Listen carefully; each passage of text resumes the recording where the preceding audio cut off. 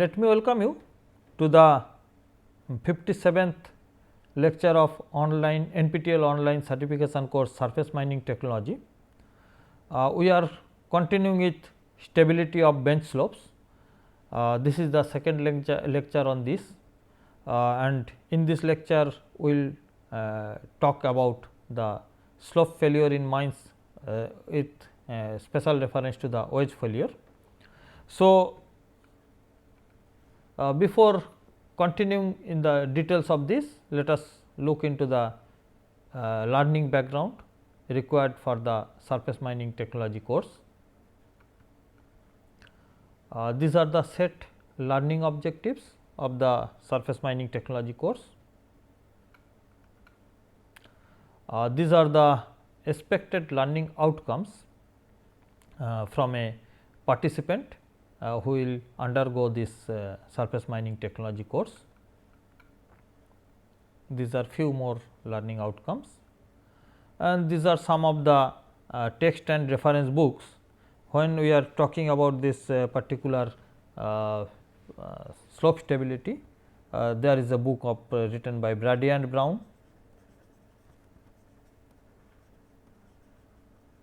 There is a book written by Brown only. Apart from that, pit slope manuals are also there.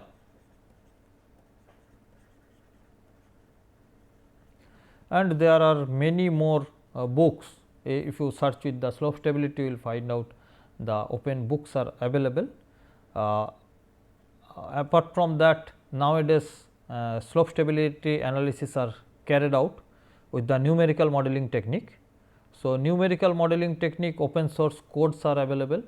Apart from that, numerical modeling several softwares are also available. So, the slope stability analysis is nowadays carried out very easily, and these are very important thing. All the participant can download those open source to carry out the slope stability analysis by their own in their own computer.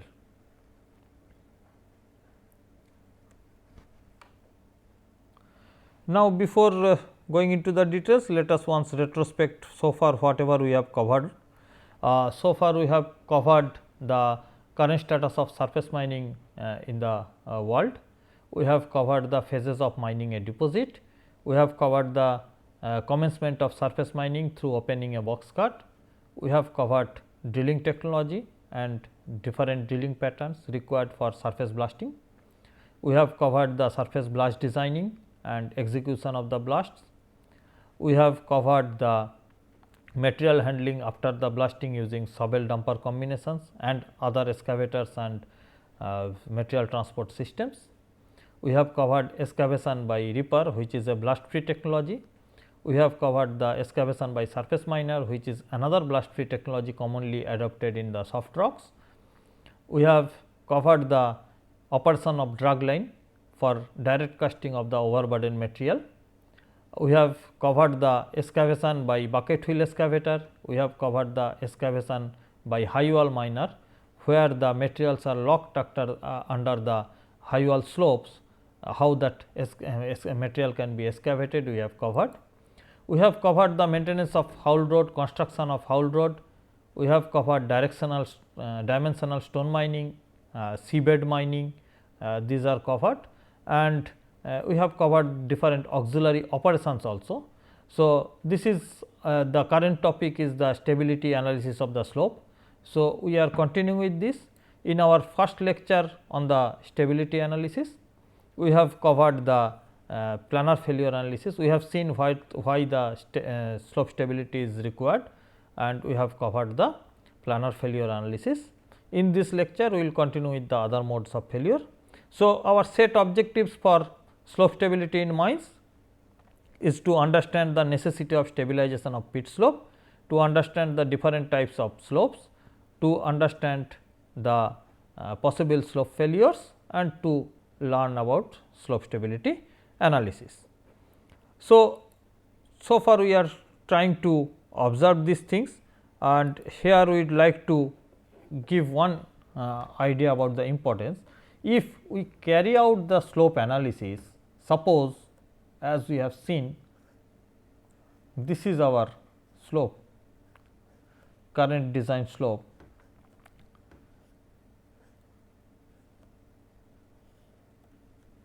And this is the quantity of the ore material we are carrying out, taking out from this. And suppose in this case, this is when we are carrying out this analysis, we have found this is our slope angle, and this slope angle alpha is giving us the opportunity, say alpha is equal to 30 degree, giving us an opportunity to excavate with the mine, and we are having some safety factor associated with this. Now, if we have carried out a detailed analysis of the slope, and for this we are able to, without compromising with the safety factor, we have come out with a conclusion that this alpha value can be increased 30 to 35 degree without compromising in this, then we can have our new slope profile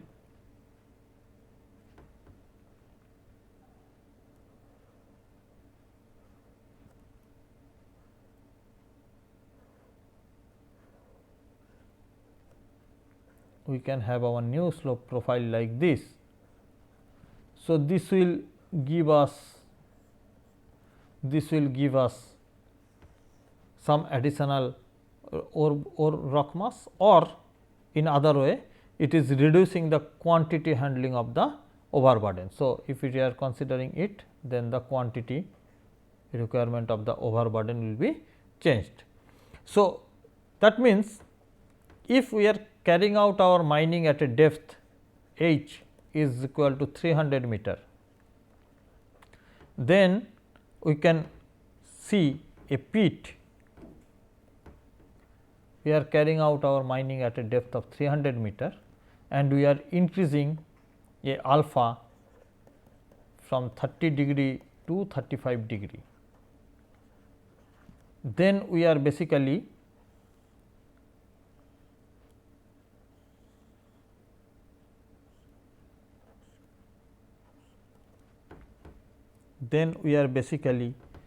saving a quantity of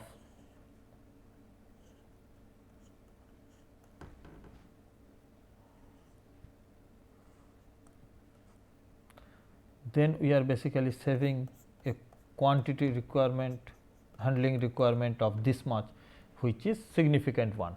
Now, along with that, if you multiply it with this quantity for a length of say 2 kilometer, then this quantity is becoming a significant quantity. So, this is increasing the cost significantly, and that is the benefit of using this one. So, you can see in this figure how the slope fails, and you can understand the consequence, where you can see this is the drill machine. Because of the failure of this slope, the drill machine which was working at this position is toppled down, and it is completely broken in pieces. This is the mast of the drill machine. You can see the mast of the drill machine, and drill machine is already plunged into the into this soil. So, this is one particular case study recently occurred in one coal mine. So, in which the three drill machines are lost. So, these are the consequences of the slope failure. So, that is why proper slope analysis is very important. Along with this loss of this 3 drill machine, the million meter cube of this soil material has to be rehandled. So, there is a huge loss in this slope failure. So, it is essentially required that we should take care of the slope properly to reduce our lost time, having the increased safety, and that must be considered. So, we are discussing about the planar failure in the last class, that is already covered. Now, we are discussing in the next type of failure, which is called the wedge failure. So, as it is name is telling, wedge failure is basically when the rock is formed in a shape of wedge, and that because of that formation the rock is basically dislodged from the intersection plane of the wedge, then it is called a wedge failure. So, it can see here a wedge is formed, and as the wedge is formed, the rock is basically slided down along this wedge, and that is why it is called wedge failure. So, this failure mode requires the dip angle at the least at least one joint intersection to be greater than the friction angle, and favorable condition for this failure is similar to the planar failure, presence of the inclination of the bedding plane, foliation, and it must daylight also, and this type of failure is mostly occurs in mines where the number of more number of joint sets are available, and these joint sets are intersecting with each other, forming an wedge, and the intersection line of this wedge is having the inclination more than the friction angle, but less than the slope angle. Then this is the condition of the wedge failure we consider as exists, and that is required the analysis with due weightage to all the properties. So, now if we are looking at this, we can see this is the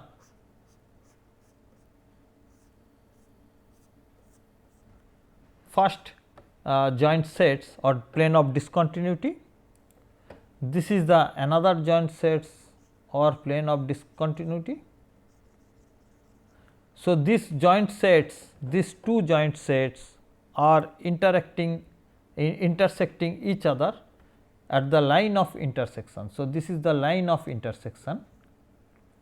So, these two joint sets are intersecting in this line AB, and that is why a wedge is formed. So, the wedge, this is the wedge,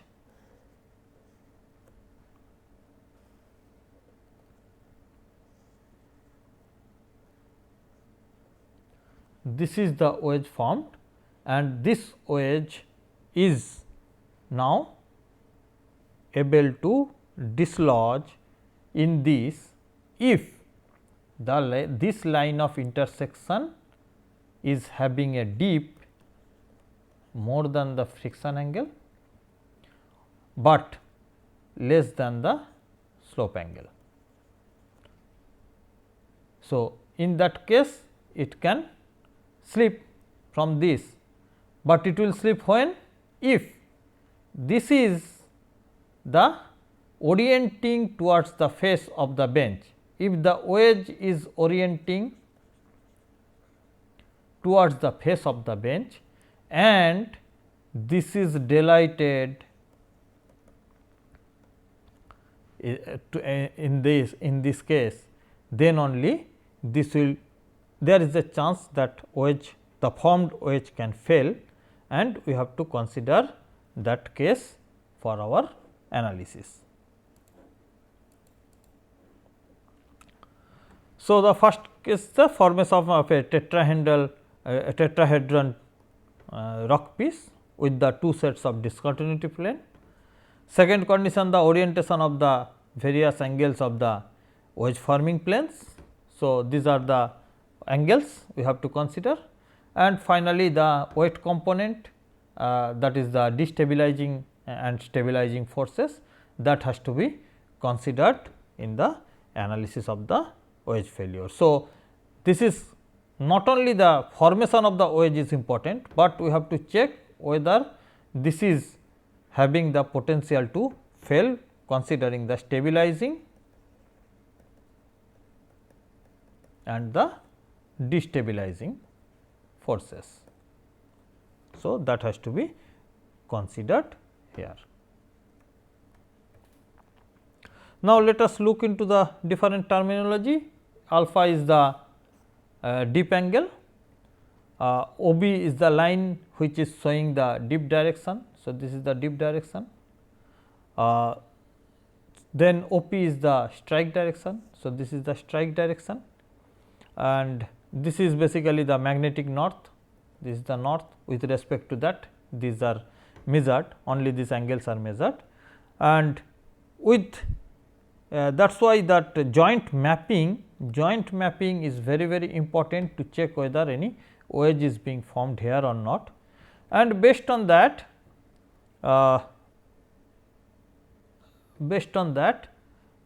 the different conditions are found, and these are the sin alpha and beta sin beta values are can be obtained from the measured values, and these are the strike direction and the all these are basically measured using the joint mapping, and with this the factor of safety has obtained.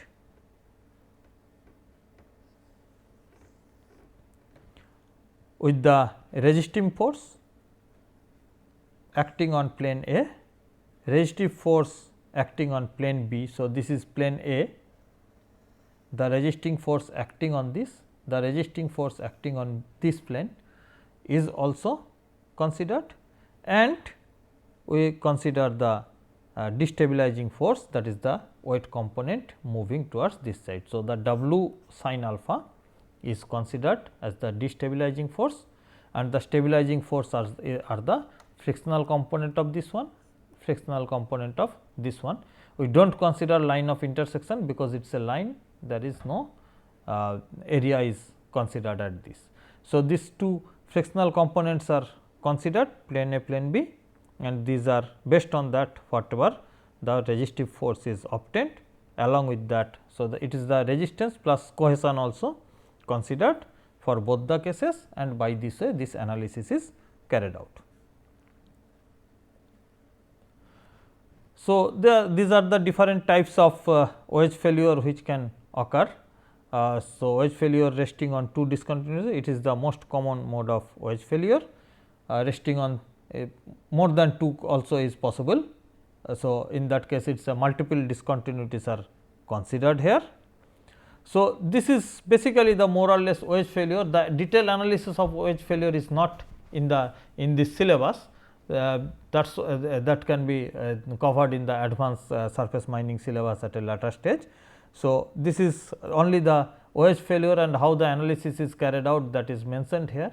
Nowadays, wedge failure analysis can be very easily carried out in the software packages. Now, let us look into the toppling failure.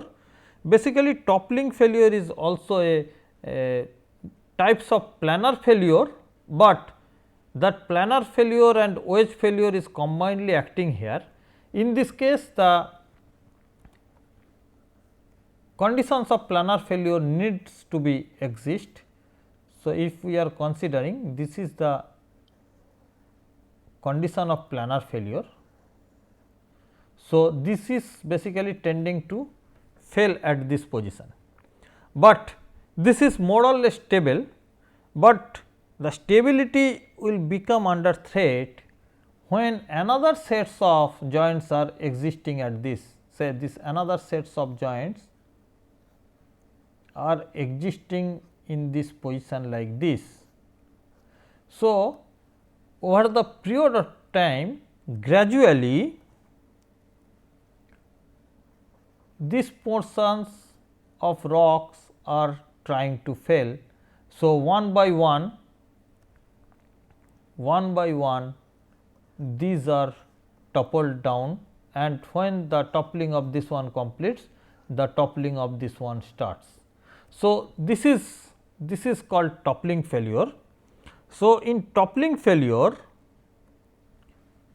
is a modified planar failure we can consider when the rock mass is composed of parallel discontinuities and favorable condition for toppling failure occurs because this is steeply dipping rock masses and these are more than the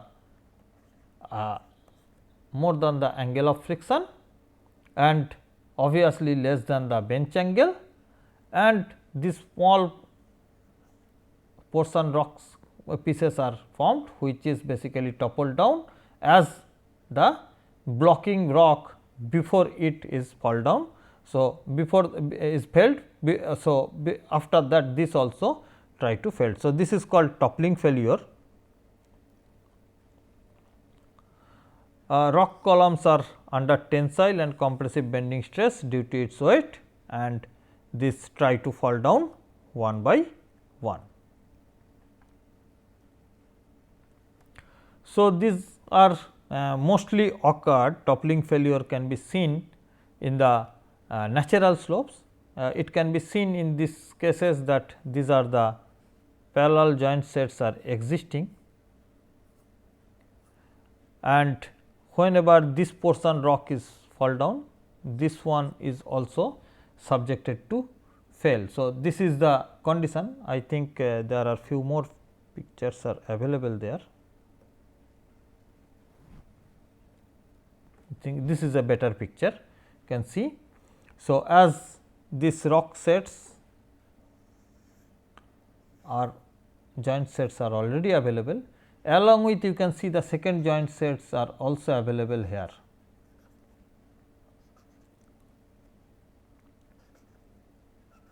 So, as these joint sets are existing, some of these blocks you can see the block at this position has already fall down. So, this mass is now exposed to this. So, when this one will fall down, then this one will be exposed and this one will again fall down at this place. So, this is basically one by one the rock blocks which are basically occurred because of the multiple joint sets are fall down one by one. So, first initially these are remaining intact because of the intact joint sets, then over the period of time initially the joint sets were intact, but over the period of time as this is a thin layer of rock shelves are standing. So, the cracks are initiated along the joint planes and these are trying to be apart from each other. So, as this happened,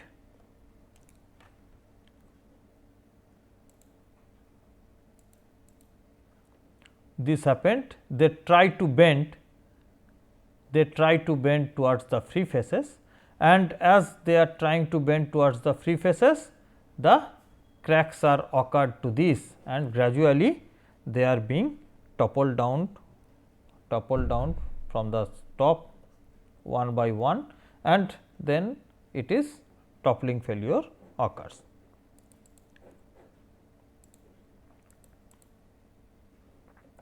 So, the conditions can be considered: presence of the soft rock, hard rock in combinations occurs.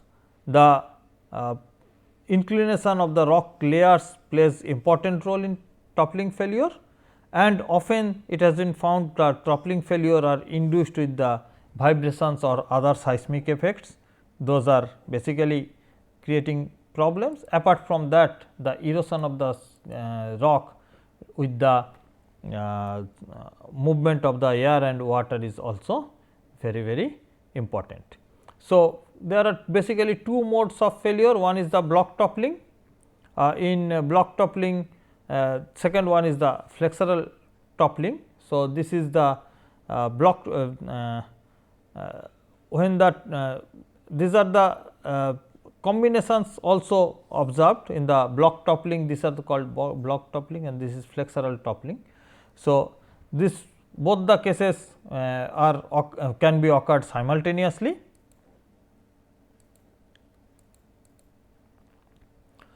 And these are the way one can try especially for the natural slope to arrest the or to provide some safeguard from the toppling failures.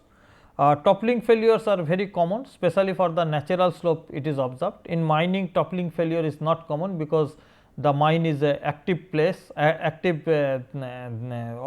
operating place, where the slopes are controlled in a better way, and it is not laid for inactive for a long period. So, once the mining is complete, for abandoned mines toppling failure may occur, but for active mine toppling failure is not very significant one. So, these are the different rock fall mitigation techniques. This is also rock bolting technique commonly used for the wedge failure, planar failure, toppling failure. This is more or less about the wedge failure and toppling failure. We will continue with the circular failure in the next class. Thank you.